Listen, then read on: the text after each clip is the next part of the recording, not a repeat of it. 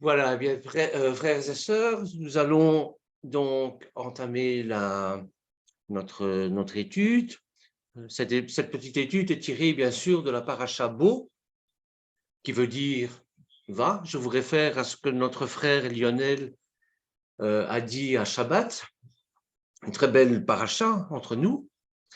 Donc Dieu dit à Moïse de venir vers Pharaon, d'aller vers Pharaon, et il va déclencher les 3 dernières plaies, à savoir les sauterelles, les criquets, les ténèbres et la mort des premiers-nés.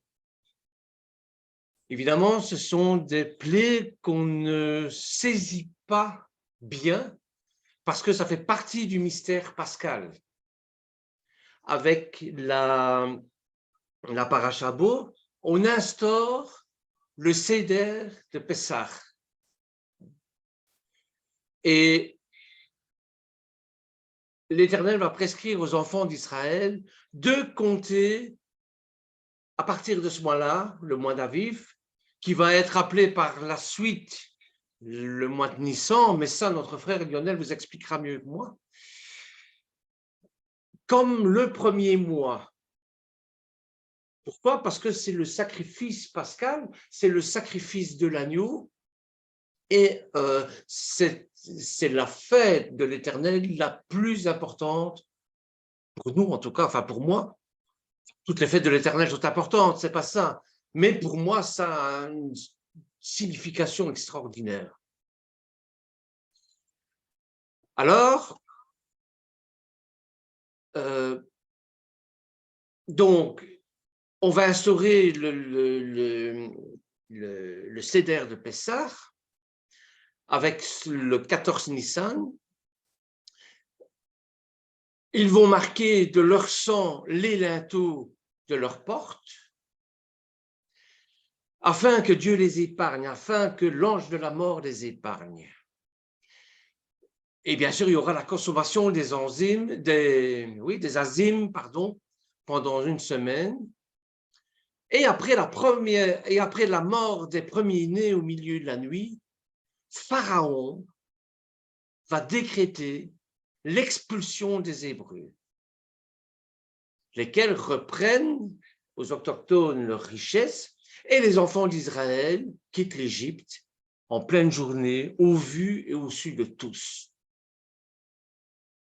Et Dieu ordonne de lui consacrer les premiers-nés de leurs enfants mâles et de leur bétail. Voici un petit peu le résumé de la paracha Bo. Très vite expliqué, bien sûr. Vous avez des choses excessivement importantes comme symbole qu'on retrouve dans la passion, la crucifixion et par la suite la résurrection de Yeshua. Et c'est ça que je voudrais bien mettre un peu en parallèle, c'est cette comparaison qu'on peut faire, ce lien qu'on peut faire, cette continuité qu'on peut faire. Et la Pâque juive et la Pâque chrétienne. Pourquoi? Parce que bon, on a parlé des sauterelles. Pourquoi les sauterelles?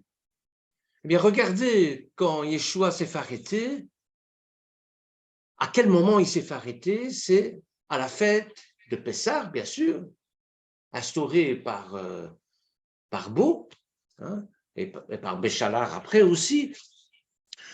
Donc, et les sauterelles, c'est quoi? Mais ce sont toutes les nations qui sont rassemblées en un endroit et qui ont envahi l'Égypte avec toutes sortes de doctrines aussi séduisantes les unes que les autres. C'est ça les sauterelles. Au point même qu'on ne sait plus qui est quoi, qu'est-ce qu'il faut faire, quelle est la sainte doctrine dans tout ça. À la fin des temps, ça reviendra bien évidemment. Hein. Ensuite, vous avez les ténèbres. Et de notre Seigneur, que les ténèbres ont recouvert toute la terre au moment où il a expiré. Il a rendu l'âme, il a redonné son âme à l'Éternel. Ça signifie quoi? Eh bien, ça signifie qu'il y a un renouveau. Ça signifie que on est comme au début de la création du monde. Les ténèbres, c'est ça. Les ténèbres, c'est le néant, où il n'y a rien. Et à partir de rien, l'Éternel va créer. Ici, l'Éternel fait table rase de tout pour pouvoir recommencer avec un peuple, ce peuple dont nous faisons partie, et qui est à lui. Il faut qu'il y ait des lumières, il faut qu'il y ait des ténèbres pour que luise la lumière.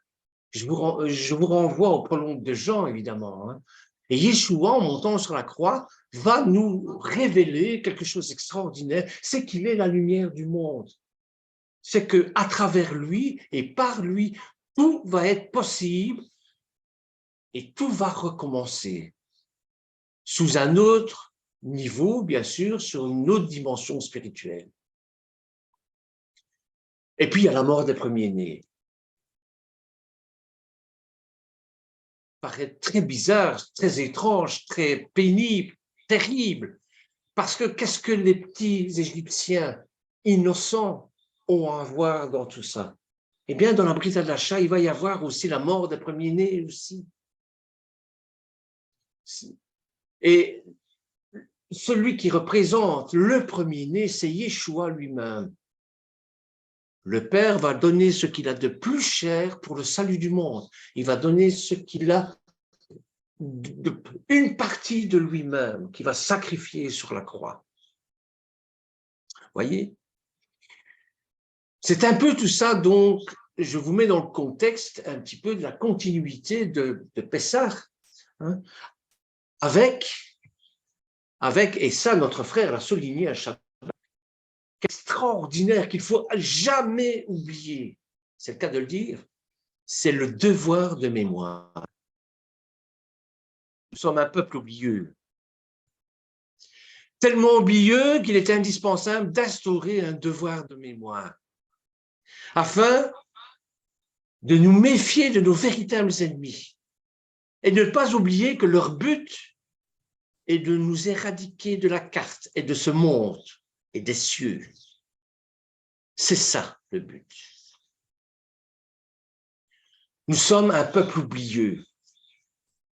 Regardez comment on accueille les Ukrainois, comment on les aide. Parfois je me demande si le peuple juif n'a pas oublié à quel point ils étaient antisémites. La Shoah par balle, c'est chez eux. J'en parlerai un peu d'ailleurs. Les capots, non pas les capots, mais les gens qui géraient les camps de concentration, c'était des Ukrainiens. Vous allez me dire, il y a le pardon. Oui, je vais bien sûr, il y a le pardon, c'est certain. Mais nous ne devrons pas oublier pour autant. Il n'y a que Dieu qui peut faire table rase de tout. Mais nous, si nous faisons un devoir d'oubli, nous sommes appelés à recommencer les mêmes erreurs.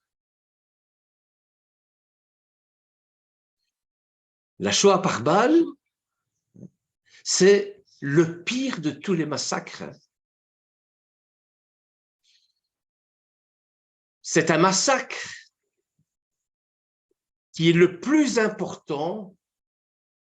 Il dépasse même les chiffres de l'extermination quotidienne dans les camps de la mort. C'est une exécution qui est survenue 10 jours après l'entrée des troupes nazies dans la capitale d'Ukraine, qui était sous domination soviétique à ce moment-là, la ville de Kiev, qui comporte 900 000 habitants à ce moment-là et 120 000 juifs. Et ces derniers ont été convoqués par les autorités allemandes à Babi Yar le 28 septembre, veille cette année-là de la grande fête juive de Yom Kippour, et menacés d'exécution sur place en cas de désobéissance. Vous voyez, Bon, croyant d'abord à un départ vers un camp quelconque, les Juifs sont immédiatement conduits par groupes de 10 vers le bord d'un ravin. Obligés de se dévêtir, de se mettre nus, et ils sont d'abord massacrés à la mitrailleuse. Les rescapés du premier massacre vont être tués à leur tour et jetés dans le ravin au cours des mois suivants, au rythme de 2 jours de tuerie par semaine. C'est atroce. Alors, le site de Babi-Yar a été jusqu'en 1943 le théâtre d'exécutions massives. Jusqu'à 100 000 personnes y ont été tuées. Des Juifs, des Tziganes, des combattants de la résistance, des prisonniers de la guerre soviétique, et ainsi de suite. 100 000 personnes. Après la guerre, la mémoire de ce début de Shoah fut longtemps masquée. On avait honte de parler de ça. Le carnage de 29 et 30 septembre 1941 a été révélé lors de grands procès de Nuremberg. Mais les dirigeants de l'URSS, dont l'Ukraine faisait partie, ont toujours cherché à minimiser ce drame pour ne pas avoir à admettre que les victimes étaient juives. On voulait cacher ça.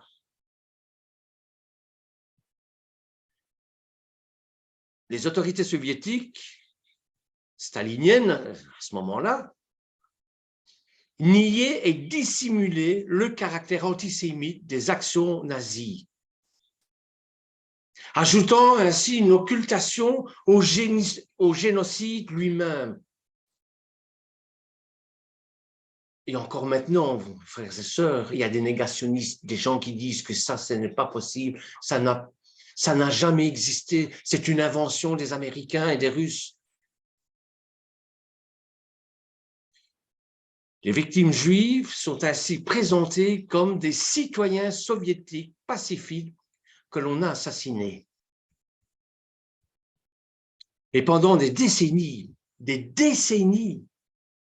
rassemblements de commémoration furent interdits dans le ravin. La publication en 61 du poème Babi-Yar du poète contestataire Evgeny Vishtushenko fait l'effet d'un choc salutaire car il proclamait que les victimes étaient exterminées parce qu'ils étaient juifs. Et il évoquait aussi les pogroms en Russie contre les juifs. Vous savez, on fait le mal, on choisit un bouc émissaire, et quand la balance se retourne, on dit oh non, on les prend dans nos bras, etc. On a connu ça à la fin de la guerre, bon. Mais quand on est dans le feu de l'action, on ne demande pas mieux, c'est de tirer une balle dans la tête du juif. Il est juif, rien d'autre. Donc, nous sommes un peuple tellement oublieux. Alors oui, ni oubli, ni pardon. La mémoire des crimes du nazisme inspire nos combats d'aujourd'hui. Et quand vous parlez de ça, des rescapés, vous dites non, non, il n'y a que Dieu qui peut pardonner ça. Il faut les comprendre. La première chose que nous devons nous souvenir, la toute première chose qu'il faut qu'on se souvienne, c'est que le mal est entré dans le monde et Satan va faire tout son pouvoir pour croire que le mal en est banni. Il va minimiser, il va dire bah, c'est pas si grave que ça. Il va tout faire et il va même jusqu'à employer et utiliser la mort et la résurrection de notre Seigneur. C'est fort ce que je dis là, mais pourtant c'est comme ça. Je suis sauvé. Mais attends, oui, tu es sauvé parce que tu as Yeshua, parce qu'il a porté son sang sur la croix. Comme on a mis le sang de l'agneau sur les linteaux, bien sûr que tu es sauvé. mais tu as un devoir de mémoire et tu as un devoir de tikkun, tu as un devoir de réparation à faire. C'est pas parce que tu es au Seigneur que, hop, ça y est, on t'a lavé de toutes les fautes. Il faut un repentir sincère, un retour aux sources, une véritable teshuva. Ce serait un petit peu trop facile, hein, vous ne trouvez pas? Bon. Et d'ailleurs, j'ai pris, pour illustrer ce que je dis, Romains chapitre 5, verset 12. En Romains chapitre 5, verset 12, il nous est dit, c'est pourquoi par un seul homme le péché est entré dans le monde, et par le péché la mort. Ainsi la mort s'est étendue sur tous les hommes parce que tous ont péché. Notre héritage, c'est ça, c'est la mort. Parce que, voilà, nos ancêtres, du moins nos parents, premiers parents, ont péché contre Dieu. Il faut se souvenir de ce qu'a fait Amalek. Amalek, c'est quoi? C'est l'esprit du mal. Il incarne le principe même du mal. Et on dirait que ce principe même du mal, il n'a jamais été éradiqué. Il est toujours là. Yeshua l'a vaincu au désert, oui. Et à travers lui, nous l'avons vaincu aussi. Mais nous devons faire face à ce mal. Nous le voyons tous les jours.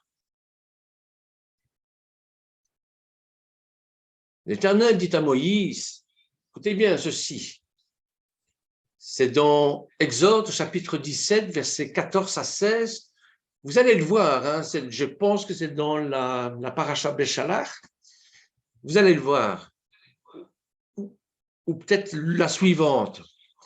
Mais bon, l'Éternel dit à Moshe, écris ceci pour mémorial dans le livre. Un mémorial, c'est pour se souvenir. Et fais-le entendre à Josué, que j'effacerai entièrement la mémoire d'Amalek de dessous des cieux. Et Moïse bâtit un autel, appela son nom Adonai Nissi, et dit, parce qu'il y a à jurer, l'Éternel aura la guerre contre Amalek de génération en génération. Oubliez qu'Amalek existe et vous en subirez les conséquences. Il fallait pourtant d'abord que Moshe écrive pour mémorial dans un livre ce qui s'était passé avec Amalek à Réphidim. Comme il fallait que Esther, avec sa Megillah, soit inscrite aussi dans les Ketuvim. Pourquoi? Parce que Esther, si vous prenez le procès de Nuremberg, c'est exactement la réplique. Donc, ça revient, et ça reviendra jusqu'à la fin des temps, jusqu'à ce que le Yeshua reviendra instaurer son royaume, sur terre comme dans les cieux. Il faudra consigner ce qu'Hitler a fait dans un écrit, dans les Ketuvim, pour qu'on n'oublie pas.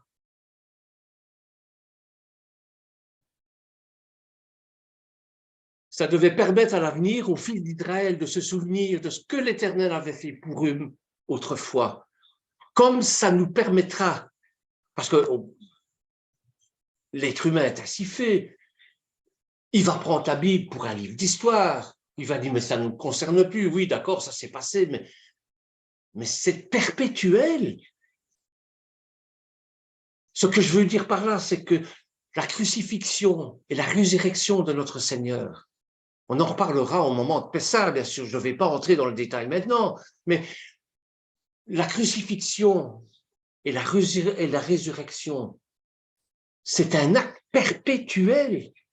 C'est-à-dire qu'il y a un début, il n'y a pas de fin. Parce que ça revient continuellement.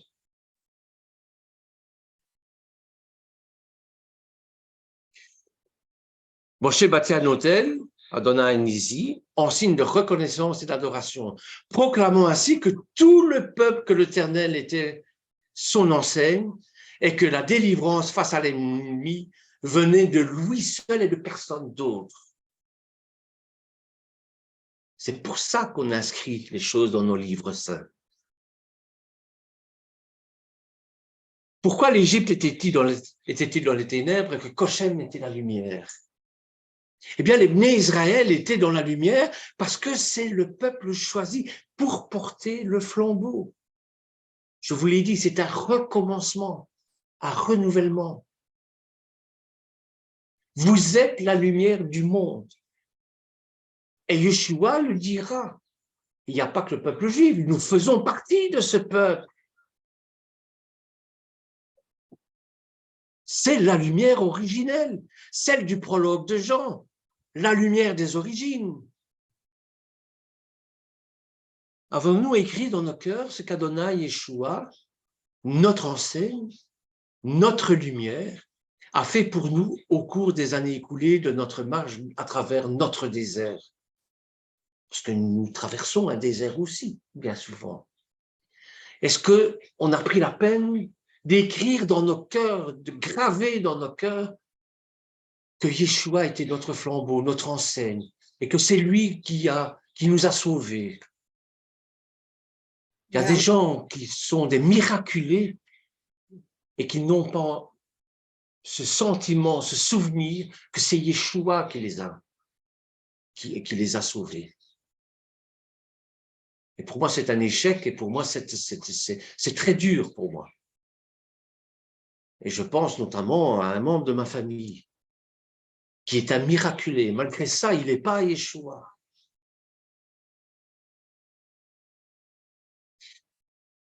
Ne nous a-t-il pas accordé dans sa grâce infinie son secours contre l'ennemi en d'innombrables circonstances, en d'innombrables occasions? Nous n'avons pas toujours été conscients de ce soutien. Et pourtant, nous pouvons aussi nous rappeler maintes fois, maintes circonstances dans lesquelles nous avons ressenti profondément son aide. Mais comme on oublie vite. Mais comme on oublie vite. Heureusement, il y a des témoignages qui nous font rappeler qu'à nous aussi, Yeshua nous a sauvés de certaines situations inextricables. Voyez à quel point le devoir de mémoire est important. On prend un exemple, l'armistice. Mais qui se soucie encore de l'armistice aujourd'hui? Qui va encore fleurir le monument aux morts? Parce que si nous sommes libres aujourd'hui, c'est grâce à ces gens-là. Mais qui se souvient encore de ça? Faites un dico-trottoir pour leur demander qu'est-ce qu'on fait le 11 novembre. Vous verrez, vous serez très étonnés.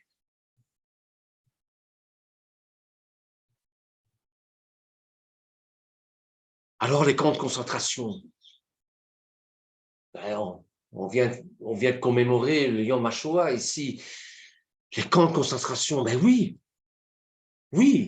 car les vestiges existent encore, mais quand les témoins auront disparu, car les témoins disparaissent les uns après les autres, ce sont des gens qui ont 80, 90 ans, ils ne sont pas éternels ces gens-là. Quand ces témoins auront disparu et que les traces visibles ont disparu aussi, comment allons-nous nous souvenir? Car si on ne se souvient pas de ce qui s'est passé, nous sommes appelés à revivre les mêmes événements. Et je vous dis, à la sortie des camps de concentration, à la sortie de la libération des camps de concentration, il y avait déjà des négationnistes. Il y avait déjà qui disaient que ce n'était pas possible, que ça n'existe pas, que ce sont des inventions. Nous avons les preuves. Les fours crématoires sont là. Les barbelés sont encore là. Les camps sont encore là. Vous savez qu'à Auschwitz, il n'y a pas encore un seul oiseau qui chante. Mais dans un siècle, quand il n'y aura plus que des traces sur le sol, comment allons-nous témoigner de ce qui s'est passé? à nos descendants si on ne laisse pas des écrits. On oubliera et il y aura toujours un dictateur qui va se révéler et qui va asservir de nouveau un nouveau pharaon. Donc, si nous ne nous souvenons pas, si nous ne faisons pas devoir de mémoire et combattre les négationnistes, eh bien, nous sommes appelés à revivre les mêmes événements psychologiques. Il y a des gens aujourd'hui qui sont encore marqués psychologiquement, qui font encore des cauchemars la nuit. Spirituels, il y a des gens qui ont perdu la foi à cause de ça. Et même physique, il y a des gens qui ont été marqués à vie, un numéro sur leur bras.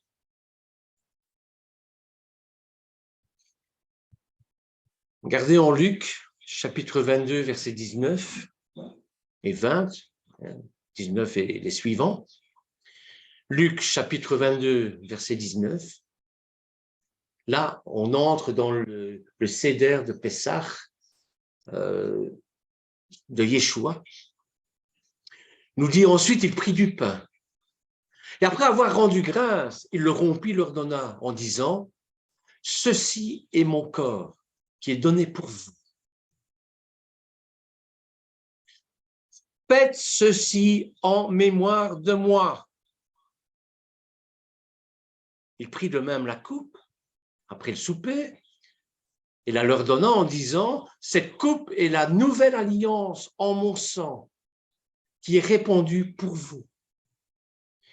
Faites ceci en mémoire de moi. »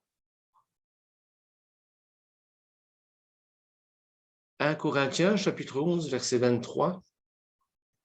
« Car j'ai reçu du Seigneur ce que je vous ai enseigné. » Donc 1 Corinthiens, chapitre 11, verset 23. « C'est que le Seigneur Yeshua, dans la nuit où il fut livré, prit le pain. Et après avoir rendu grâce, le rompit, il dit, « Ceci est mon corps qui est rompu pour vous. Faites ceci en mémoire de moi. » Donc ici, en 1 Corinthiens, on fait déjà un devoir de mémoire. Au verset 25, de même, après avoir soupé, il prit la coupe, il dit, « Cette coupe est la nouvelle alliance en mon sang. Faites ceci en mémoire de moi toutes les fois que vous en boirez. »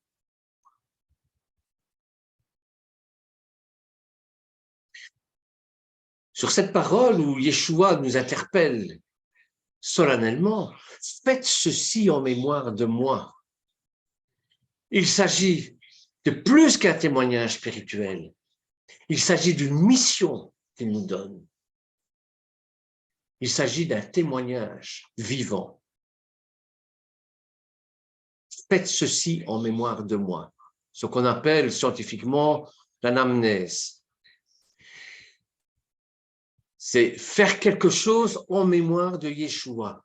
C'est pas seulement s'en souvenir, mais c'est prendre la suite, c'est mettre nos pieds dans ses pas, c'est reprendre, c'est retrousser les manches. C'est reprendre les manches de la charrue avec laquelle il laboure et qu'il a dû lâcher. C'est donc particulièrement engageant et je dirais honorant pour nous auxquels cet appel est adressé. Faites ceci en mémoire de moi. Continuez mon œuvre.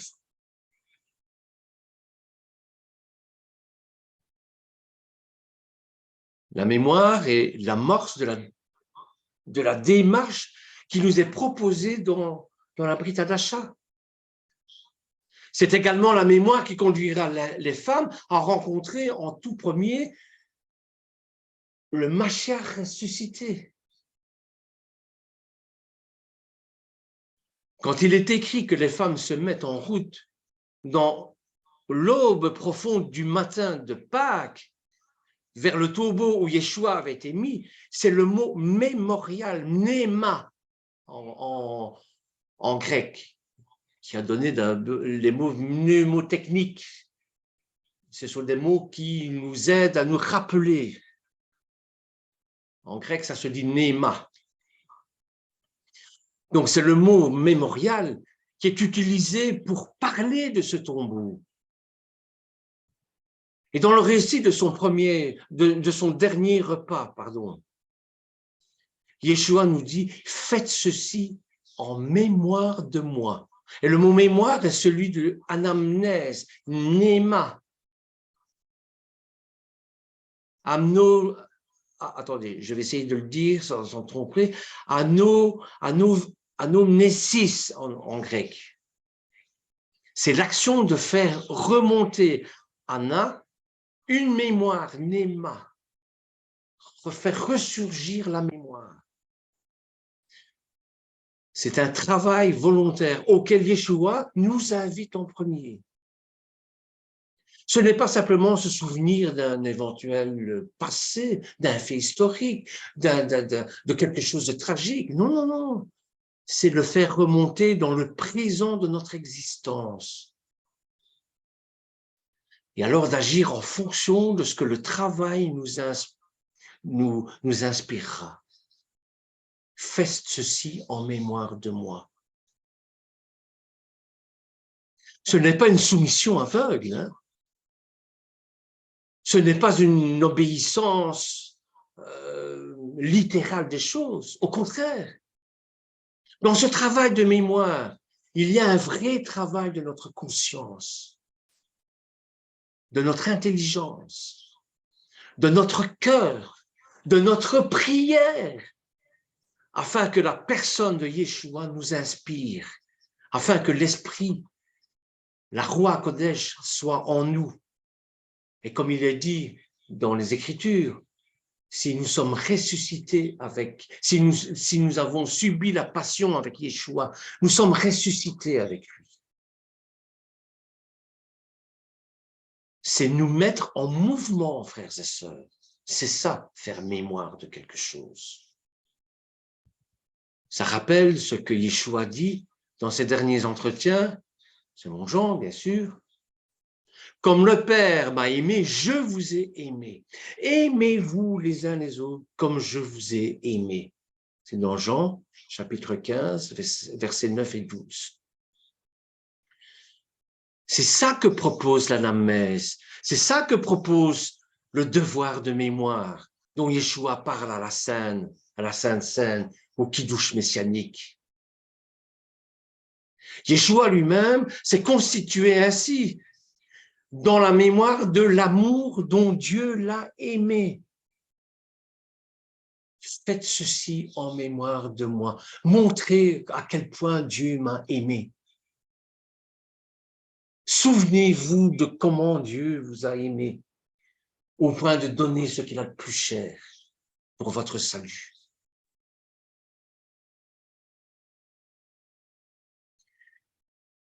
Il fait non seulement une action de grâce, il l'a intégré dans sa façon d'être. Et cet amour s'est incarné en lui.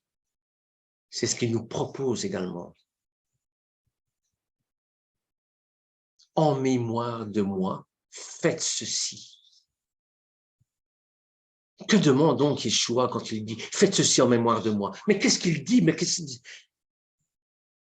Quel est le ceci que nous devrions faire et qui est tellement important, essentiel, que Yeshua le met en relief de cette façon extraordinaire? C'est quoi ce ceci? Faites ceci.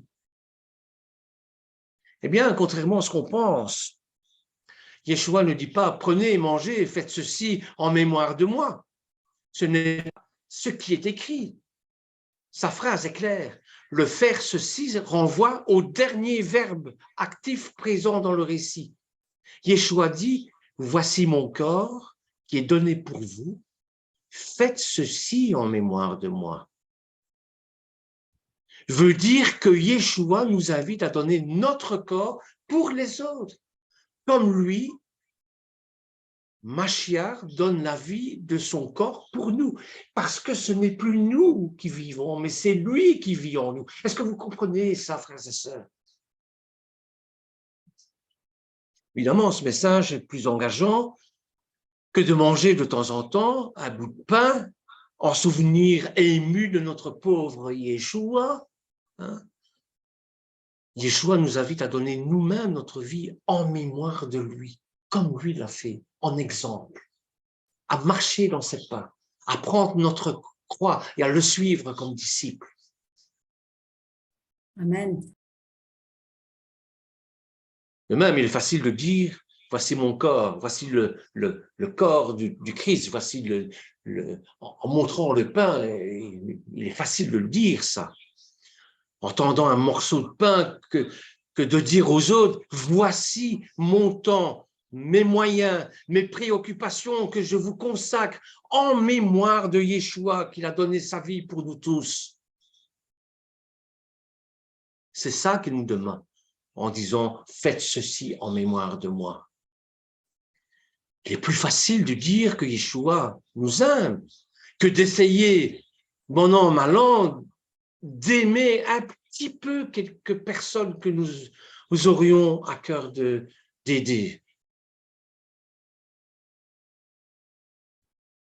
Heureusement, en général, il ne s'agit pas non plus de donner sa vie, mais de donner de notre vie. Yeshua ne nous demande pas de donner sa vie pour le salut du monde. Hein. Ça, c'était sa mission à lui. C'est peut-être pas la nôtre, mais de donner une partie de notre vie, oui. Le but de Yeshua n'est pas de perdre notre vie, mais de la faire rayonner en participant au salut que le Mashiach est venu apporter dans le monde. Son but est de nous donner un élan pour que nous donnions la vie, donnions ce qui nous anime, un amour, une foi, une espérance, un souci de l'autre, une volonté de service, une soif de paix et de justice.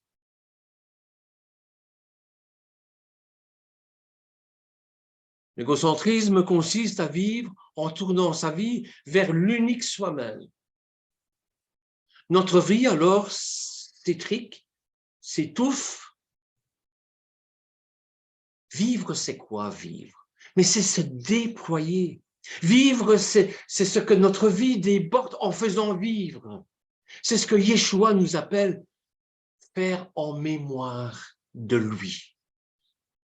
Il nous appelle à la vie.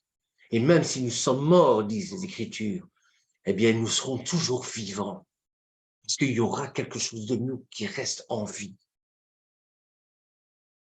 Il y aura toujours quelque chose de lui qui restera en vie.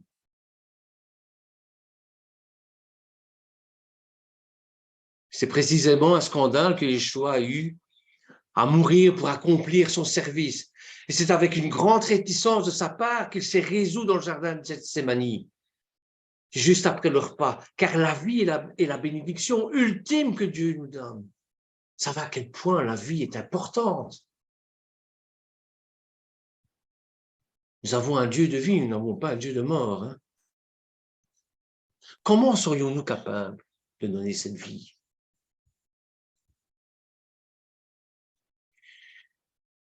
Eh bien, ce que nous sommes appelés à faire en mémoire de lui, c'est donc de donner la vie autour de nous.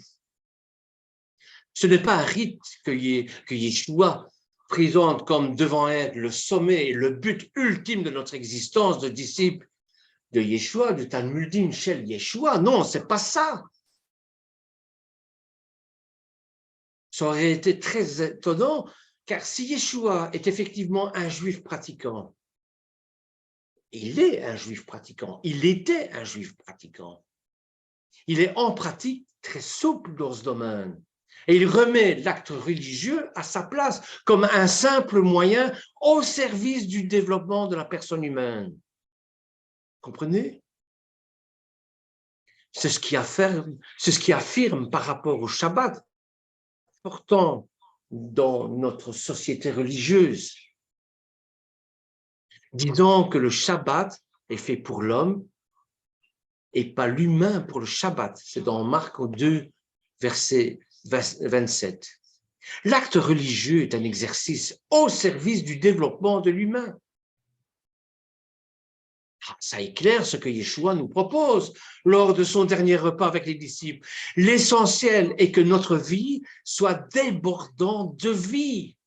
Soyez dans la joie, pétez de vie. Ne soyez pas des morts vivants. C'est un mauvais témoignage. Hein, si vous vous levez le matin avec une tête jusque par terre en disant qu'est-ce qui va encore m'arriver aujourd'hui, et bon, non, soyez pétillants, soyez une action de vie. Amen. Plein de flammes.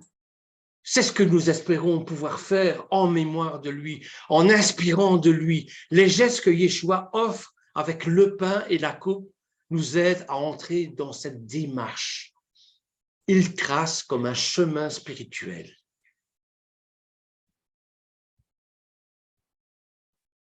Yeshua évoque d'abord un ardent désir de manger cette Pâque avec nous. C'est une préparation personnelle, intime, un passage à un palier supérieur de l'être. Et j'ai pour coutume de dire, à Pâques, quand nous mangeons la Pâque, ben nous mangeons la Pâque avec Yeshua. Et nous revivons les actes que nos frères aînés dans la foi ont accomplis, la traversée de la mer Rouge, mais aussi la passion et la résurrection de notre Seigneur. Nous le revivons dans notre fort intérieur. Nous n'avancerons pas dans cette démarche que si nous désirons effectivement nous inspirer de ce que Yeshua a incarné comme foi et comme valeur. C'est notre exemple. C'est lui qui est notre témoin. Et faisons comme lui, témoignons. Ce désir se travaille dans la lecture personnelle, la méditation, la prière, les gestes au quotidien, dans l'étude de sa parole. Ensuite, il nous est dit que Yeshua rend grâce à Dieu. C'est une façon de remettre les choses à leur place. Alors que nous sommes dans une démarche volontaire d'exercice spirituel, il est bon de se rappeler ce qu'est nos seules forces qui nous rendent meilleurs. Et que le sens de cet exercice est de nous ouvrir à l'action de Dieu en nous. On ouvre notre cœur. On demande à Dieu que notre cœur de pierre se transforme en cœur de chair pour laisser accueillir en nous la Roua HaKodesh. Alors Yeshua tend une coupe et il dit, prenez ceci, prenez la coupe. Après ça, vous aurez le symbolisme des 5 coupes. Hein. Et Yeshua prend la coupe.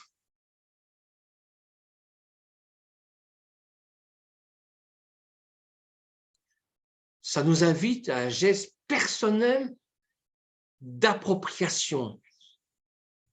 Ce n'est pas une charge sur nos épaules, comme le serait une morale, une foi, une doctrine. C'est à prendre comme une nourriture, comme une bonne énergie vitalisante et vitalisant notre propre être intérieur. Je sais bien qu'on n'aime pas quand je parle d'énergie parce que ça fait penser au Reiki, etc., etc. Mais nous vivons d'énergie, nous devenons ce que nous mangeons, c'est-à-dire si on mange, on devient l'énergie de ce que nous mangeons. Et dans le domaine spirituel, c'est pareil. C'est pour ça qu'on ne peut pas manger n'importe quoi. C'est pour ça qu'il y a la cache-route.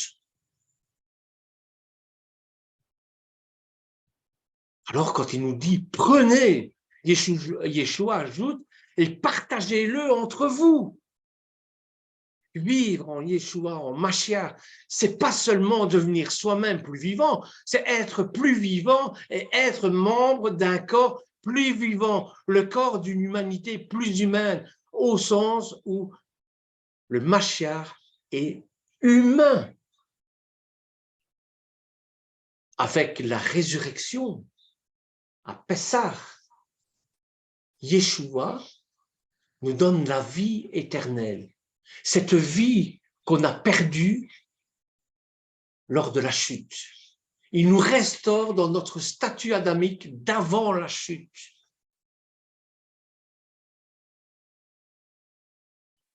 Prendre le pain et la coupe. L'essentiel est là.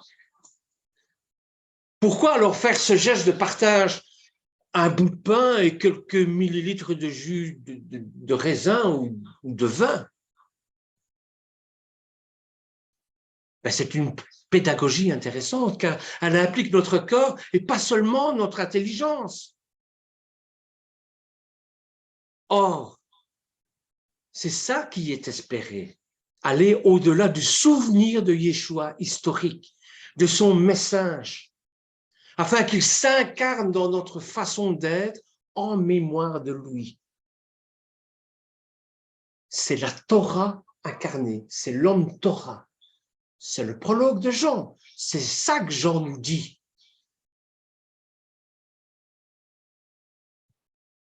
Cela dit, il y a bien des façons de travailler cette assimilation de ce que Yeshua a lui-même incarné. Il est vrai que le geste de la communion, du kiddush messianique, peut participer à ce travail, car les rites sont les outils puissants. Et c'est pour ça qu'on a instauré des rites qu'on se transmet de génération en génération, parce qu'ils sont puissants, ce sont des outils.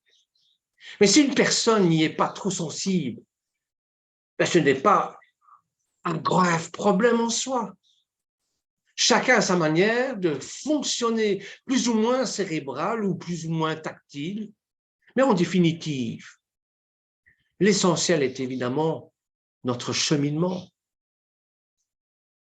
Certains seront plus spirituels que d'autres. Certains sont plus dans la prière que d'autres. D'autres seront plus dans l'action. Et ça, notre pasteur, notre rabbin nous enseignera un jour sur les ministères, parce que c'est ça les ministères. C'est notre cheminement. C'est la manière de fonctionner. De petits pas en petits pas, nous incorporons le Mashiach dans ce que nous serons dans ce monde, nous-mêmes et aussi les autres membres de ce corps que nous formons ensemble. Nous avons besoin les uns des autres pour former le corps du Mashiach.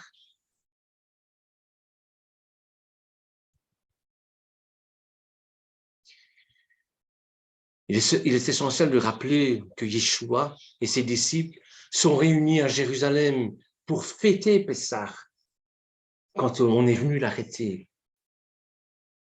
Et je pense que les églises oublient un fait qui est très important, c'est le lavage des pieds. Et l'évidence doit toujours être explicitée, sans quoi nous appelons scène ou kiddush messianique ou Eucharistie pour leurs frères d'autres confessions. Eh ben, ça semble tomber du ciel au lieu d'être éclairé par le sens profond et fondateur de la Pâque juive. Tout ça a lieu parce qu'il y a eu la traversée de la mer Rouge. Et sont sans cesse réactualisés, aussi bien dans le judaïsme que dans le christianisme, par la lecture des récits, des commentaires, la liturgie, les chants de Pessah. Nous devons nous rappeler, nous devons faire ce devoir de mémoire, réaliser qu'aujourd'hui encore, sur toute la terre, là où résident des Juifs, la Hargada de Pessah, le Seder de Pessah retentit dans les maisons, non seulement pour mémoire familiale et transmission entre génération en génération, mais au bénéfice de toutes les nations. Cette vie dont je vous parle, cette vie éternelle donnée par Yeshua, mais nous en faisons bénéficier toutes les nations de la terre. Amen. C'est alors, Amen. lors de ce repas, au cœur de cette parole de salut et de vie, que Yeshua va prendre le pain et le vin et va rendre particulièrement grâce en leur donnant un sens qui va les transformer pour ses disciples réunis, puis pour nous tous en pain et en vin de vie éternelle. C'est pour ça qu'il est important, quand vous allez prendre le kiddush messianique, de demander à l'Éternel de vous purifier. Mais il faudra le sceau de la mort ignominieuse de la croix. C'est pas le goût du sacrifice, hein, c'est pas ça, hein, mais par fidélité à Adonai et à la vérité, car il n'est pas plus grand amour que de donner sa vie pour ceux qu'on aime.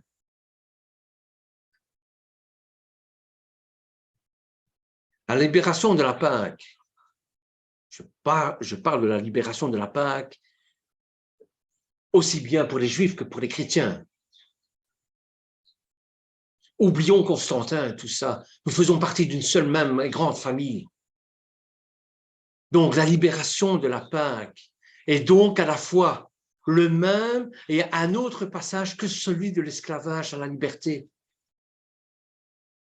Ou plus exactement, elle explicite à destination de toutes les nations que ce passage offert dans l'Alliance est toujours celui de la mort à la vie, des ténèbres à la lumière. Voilà pourquoi il y avait les ténèbres aussi bien dans Beau que sur la croix lorsque Yeshua a expiré.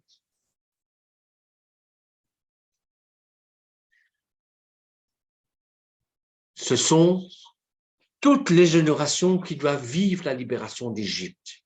Toutes les générations. Parce que cette libération d'Égypte, l'Égypte, Misraïm, cette libération, c'est dans toutes les dimensions de l'être humain que nous la rencontrons. Dimension physique, psychologique, spirituelle. Et ça nous rappelle la tradition juive, bien sûr. Ce sont tous les humains qui peuvent vivre la résurrection de l'être en Yeshua Mashiach. Ce n'est plus nous qui vivons, c'est lui qui vit en nous. Pâques, dans le temps, dans l'espace, chacune a son universel retentissement. Et en faisant mémoire de l'événement qu'il a maintenu en vie à travers tous ces exils, ces épreuves, ces terreurs, le peuple juif en propose le récit à tous les opprimés. C'est l'éprouvette, c'est le prophète du monde. Le noir des États-Unis qui est venu à la liberté, eh bien, se réfère à Pessah. Vous voyez?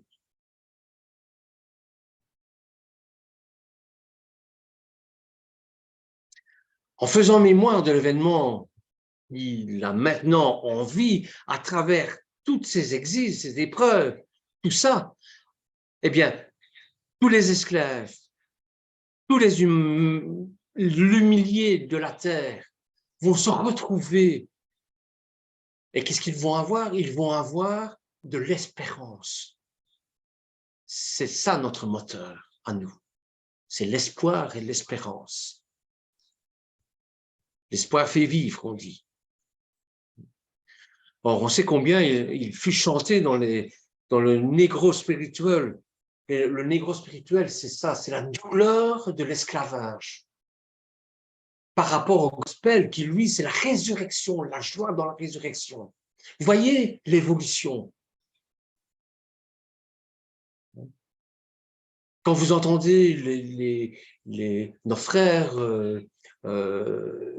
noirs chanter du négro spirituel, on ressent cette douleur atroce. Let my people go, par exemple. Mais dans le gospel, D'ailleurs, il y a un mouvement qui s'appelle Gospel for Life, le gospel pour la vie. C'est le passage de cet esclavage à la résurrection.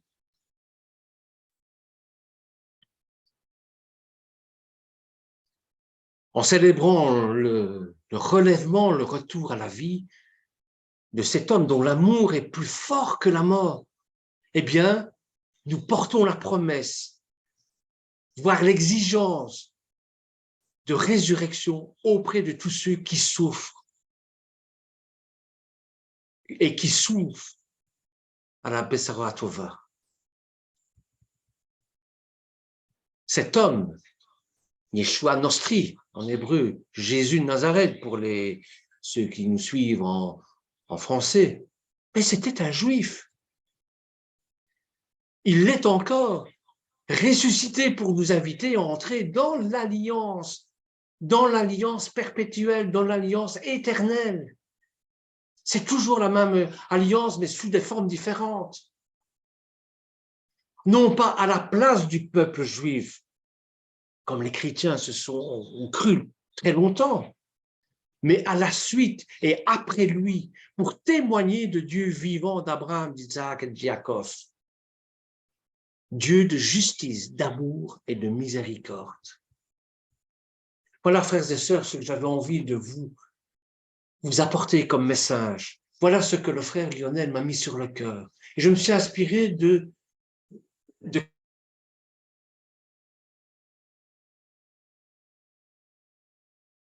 On n'entend plus, là.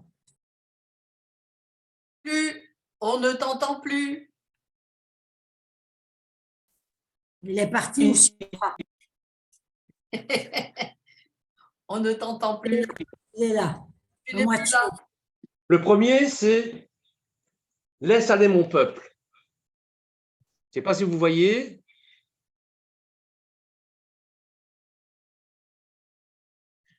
Le second, c'est le cri déchirant de l'Exode. « Laisse aller mon peuple », c'est de Tom Hayes.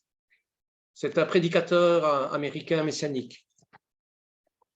L'autre, c'est le cri déchirant de l'Exode de Tommy Tenney. Et le troisième, c'est « Et nous maintenant », un plan deux appels, d'Ethan Shishkov. Voilà, frères et sœurs, si vous avez des suggestions, la parole est à vous. Merci de m'avoir écouté. J'espère que je n'ai pas été trop compliqué. Non, tu as été très bien, mais quand tu dis qu'il faut être joyeux, c'est très difficile. Je voudrais, mais je peux point. Je voudrais bien, mais je peux point. Tu comprends? Être joyeux, pour être joyeux, il faudrait voir qu'autour de soi, tout va bien. Mais quand on regarde autour de soi que tout va mal, on n'a pas envie d'être, on n'est pas joyeux. On ne peut pas. Alors, je vais te chanter à la fin au Happy Day, parce que le Happy Day, c'est le gospel joyeux. Hein. Je te chanterai cette chanson-là à la fin, mais n'empêche que c'est dur. C'est dur d'être joyeux quand on voit souffrir ses frères et ses sœurs, et quand soi-même on souffre, et quand soi-même on voit sa mère qui est en train de partir de s'éteindre petit à petit. Et bon, c'est pas que j'ai... bon, mais c'est tout ça, c'est triste. C'est triste de voir souffrir les gens. C'est triste de voir qu'on est en train de glisser vers quelque chose d'innommable, de voir le monde autour de soi. Et moi, je ne peux pas ne pas... Oui, Seigneur, je voudrais être gai. Oui, je voudrais être joyeuse. Oui, je voudrais. Je suis joyeuse que quand je regarde la nature au printemps et je vois sortir cette nature qui pousse. Alors là, si tu veux, quand je vois les petites fleurs comme ça qui commencent, tout est vert, tout tire et tout va commencer à sortir, là, dans mon cœur, il y a quelque chose qui se met. Il y a quelque chose qui embaume à l'intérieur. Mais sans ça, quand je regarde la vie autour de moi, je ne peux pas être joyeuse. Je voudrais, mais je ne peux pas. C'est ça l'espérance, c'est ça l'espoir. C'est ça qu'il faut témoigner de la joie qu'on est déjà sauvé. Oui, d'accord, on est déjà sauvé. Ça c'est ce qu'on dit nous, hein, c'est ce que dit la Bible. Mais pour l'instant, ce qu'on vit, c'est très dur. Bien sûr, c'est dur. J'ai jamais dit que c'était pas dur, hein. Mais nous avons une espérance. Oui. Bon, Les on Noirs, s'attache à ça. Chicago, euh, s'il n'avait pas eu cette espérance-là, ben, J'ai toujours dit, tu vois, et pourtant quand je lis la Bible, là, en ce moment, je ne suis pas d'accord avec tout ce que je lis, mais enfin bon, c'est pas grave. Et je me dis, alors pour me rassurer, je me dis, parce que moi je dis toujours Dieu d'amour et de lumière, donc si tu veux, quand je vois des choses qui ne me plaisent pas dans la Bible, pour moi, l'amour et la lumière, elle est un petit peu ébréchée là.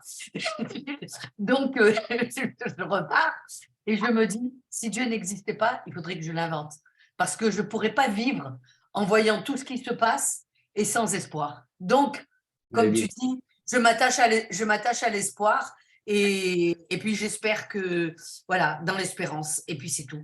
Et je m'accroche à ça parce que ce que je vois autour de moi ne me plaît pas. bien sûr, ça ne nous plaît pas non pas. Tu as raison, Joël. Voilà. Tu sais, Joël, je vais te donner un petit tip. Tu sais ce que tu peux faire quand tu pries. Hein. C'est ce que moi je fais beaucoup et ça aide. Je demande et je dis toujours, Adonai ou Yeshua, s'il te plaît, fais que je puisse voir le monde ou les malheurs par tes yeux. Et alors, ça marche, crois-moi. C'est vrai? Je vais essayer. Essaye. Je vais essayer. Je te promets que je vais essayer. Oui. Parce que par mes yeux, c'est pas bon. Hein. Par mes yeux, c'est triste. Justement, tu demandes, Seigneur, par tes yeux, s'il te plaît, et mes oreilles par tes oreilles. Et ça va changer. Ok. Crois-moi. Ok, je vais essayer. Je vais essayer. Je dis toujours à Dieu autre chose, moi. Je dis, Seigneur, je ne comprends pas les mystères de la création. Je comprends pas. Il y a plein de choses que tu ne dévoiles pas. Et quand moi je lis des choses qui m'offusquent, qui me font, que je dis, c'est pas possible que c'est Dieu qui dit ça. C'est pas possible que c'est Dieu qui fait ça. Eh ben, je lui dis toujours au Seigneur, je dis, Seigneur, aide-moi, montre-moi pour que je puisse comprendre et que je sois pas parce que moi je comprends d'une certaine façon en tant qu'être humain, mais j'aimerais comprendre de ta façon. Voilà, alors je demande ça, mais c'est vrai que je peux demander par ses yeux et par ses oreilles et par sa bouche. Je peux demander tout ça. Voilà, Amen. En ce sens, Ça va amen, marcher. amen, amen, amen. Je peux dire un truc vite fait? Oui, oui, oui. Ben, déjà, vraiment, ça m'a fait énormément de bien de vraiment, vraiment, de replonger dans les études et tout ça avec vous tous. Et Bernard, tu es encore là, t'entends? Oui, oui, j'entends, je suis Voilà, toujours là. non, mais Oui. dis pas, juste pour que tu entendes, parce que c'est important. Non, je voulais dire que bah, vous avez bien vu, ça fait des mois et des mois parce que j'ai essayé de travailler, donc ça me prend du temps et j'ai pas pu participer. Ensuite, je ne nie pas que j'ai vraiment eu une très moche, une période trop dure depuis cet été.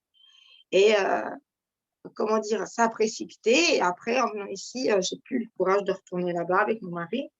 Donc, j'ai déclenché en lui le pire du pire. Mais après 26 ans, donc 22 de mariage et 4 de fiançailles, j'ai pris mon courage à deux mains et je me suis dit, c'est fini. En fait, c'est psychologique. C'est fini. Parce que je dis toujours, c'est fini. Mais après, je retombe tout le temps dans le même panneau. Et donc, depuis, bah, je n'avais plus fait d'études, même avec vous et tout ça. Et puis après, je ne sais pas, à distance de 4-5 mois, ça doit faire au moins. Aujourd'hui, dans mon cœur, je voulais à nouveau écouter, parce qu'il faut dire aussi que je me suis repliée un peu sur moi, je fais comme ça. Et voilà, et donc cette paracha, c'est vraiment ce que je vis. C'est vraiment ce que je vis, parce que je me suis dit que c'est fini, je ne serai plus dépendante de mon mari psychologiquement, au niveau affectif, et surtout que je ne lui permettrai plus d'être comme ça, quoi. Mais d'un autre côté, c'est vrai, si on ne parvient pas des ténèbres, on ne peut pas aller à la lumière, on ne peut pas la voir la lumière. Et c'est vrai l'histoire de l'espoir, parce que c'est ça qui me pousse aussi encore et encore, même après 26 ans, avec tout ce qui se passe et tout ça, c'est l'espoir, j'ai l'espoir et je sais que Dieu va tout arranger. Je sais que ce qui est impossible à l'homme, pour Dieu, c'est possible. Et je le proclame au nom de Yeshua. Et franchement, c'est vraiment fort, quoi, qu'après 5 mois, je me remets à écouter Bernard et vraiment, ça parle à ma vie, quoi. Dieu est grand, Dieu est très grand. Dieu est grand et Et donc, je vais retourner là-bas, mais la lumière aura la victoire sur les ténèbres et mon homme, mon mari, je suis sûre que Dieu va le faire renaître de la bonne façon, ce Shenenamot. Mais d'un autre côté, c'est vrai, l'histoire aussi d'exemple, c'est-à-dire que lui, il a ses fautes, mais c'est vrai que moi, quand lui s'emporte, moi, je ne suis pas du tout, comment on dit, le miroir de Yeshua, mais zéro, vraiment. Donc, je demande pardon à Dieu et je voulais le faire devant des témoins parce que je crois que c'est juste et que vraiment, je dois me calmer et je dois vraiment me dire que c'est pour Dieu et que je dois lui ressembler le plus possible. Je dois être paisible. Je ne dois pas me montrer, le braquer, voilà, quoi. Donc, c'est tout. Je voulais juste dire ça. Je voulais dire un grand merci à Bernard et un grand merci à l'Éternel et un grand merci à vous tous parce que je vous aime fort. Voilà. Amen. Nous aussi, on t'aime, sache-le. Et quand on te voit, on est contente. Voilà. Ou content, contente et contente. L'espoir. Gardons l'espoir. Voilà. C'est ça, Et c'est bien. Il faut garder l'espoir. Il faut. Il faut. Bien. Alors, je vous chante mon Happy Day. On va bien sûr. Hein. Allez. Okay, Oh, happy day, oh, happy day. Oh, happy day, oh, happy day. When Yeshua was, oh, and he was. When Yeshua was, he washed my sins away. Oh, happy day. Oh, happy day. Oh, happy day. He touched me how. He touched me how to wash. Fight and pray, and he rejoiced, and pray every day.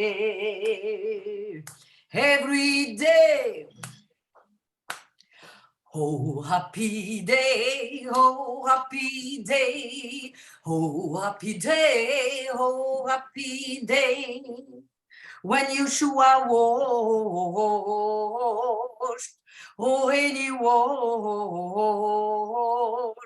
When Yeshua washed, he washed my sins away. Oh, happy day. Oh, happy day. Oh, happy day. Oh, happy day. Oh, happy day. Oh, happy day. Oh, happy day.